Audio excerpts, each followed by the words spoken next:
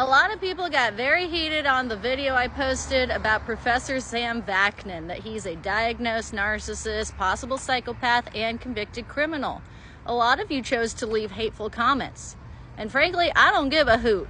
But many of you wanted clarity on why does it matter that he's a convicted criminal. I can still get my information on narcissism and psychopaths from him. That doesn't really matter, right? So let me break that down a little bit more.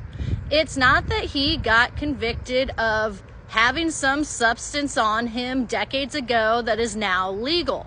The crime he got convicted of is securities fraud.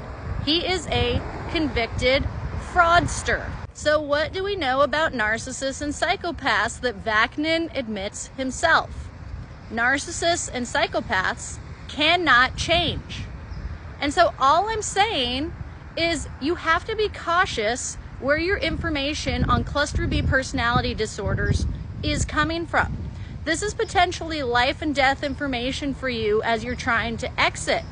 And this man was convicted of fraud and has a personality disorder in which he cannot change. These are the facts. I'm not saying he's not smart. He's incredibly intelligent. In fact, I've used his videos for my own videos on narcissistic snapshotting when I'm doing research. But take what he says with a grain of salt. It is very hard to verify certain things about his background.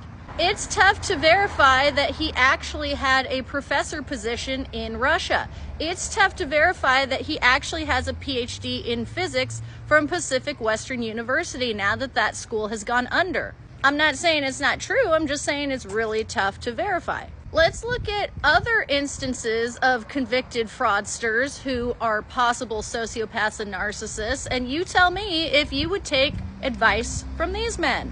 Would you take advice from convicted fraudster Bernie Madoff?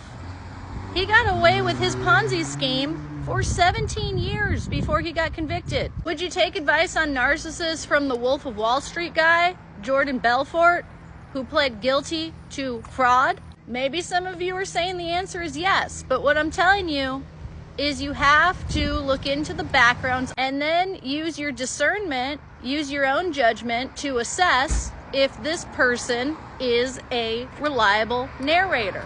Or is this person just very superficially charming and convincing? Again, in my own career, I have interviewed a lot of narcissists and psychopaths. They have a lot of interesting perspectives. I treat them with dignity and respect every time I talk to them. They can give you information that is potentially helpful.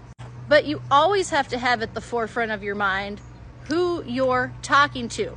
And keep in the back of your mind that this person might not be as reliable as they are letting on.